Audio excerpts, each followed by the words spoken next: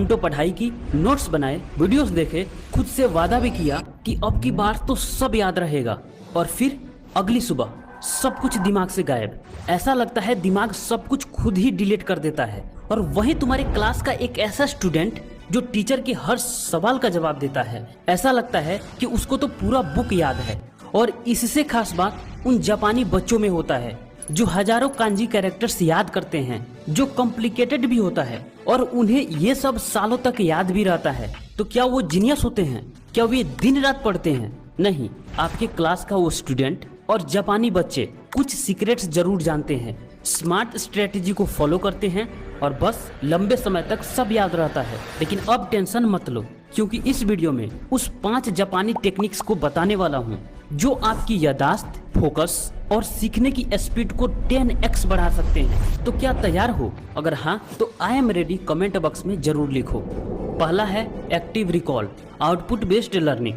अब देखो, ज्यादातर स्टूडेंट क्या करते हैं, आप भी करते हो, पढ़ते हैं, दोबारा पढ़ते हैं, हाईलाइट करते हैं। ये सब क्या है? इनपुट्स हैं और इसी को याद रखना मान लेते हैं। पर दिमाग आउटपुट से मजबूत होता है। जब आप दिमाग से इंफॉर्मेशन को निकालने की कोशिश करते हो, किसी को समझाते हो या खुद से पूछते हो, तब दिमाग की न्यूरल कनेक्शन डीपली जुड़ती है।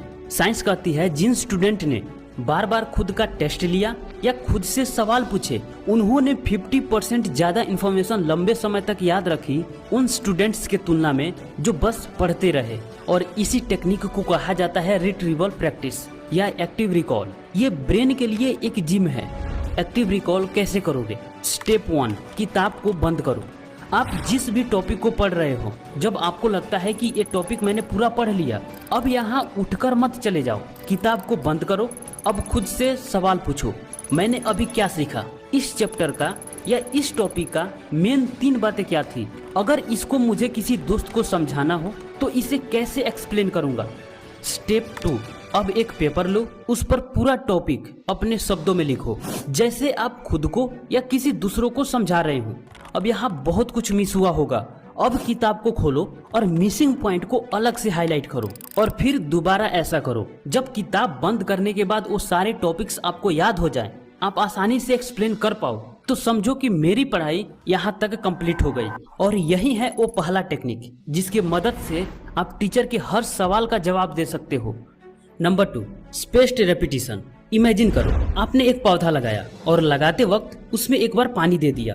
अब सब कुछ उस पौधे के भरोसे छोड़ दिया। अब वो पौधा क्या पेड़ बन जाएगा? नहीं, बिल्कुल नहीं। वो सूख जाएगा, क्योंकि उसे कुछ अंतराल पर लगातार पानी चाहिए, यानी उसे देखभाल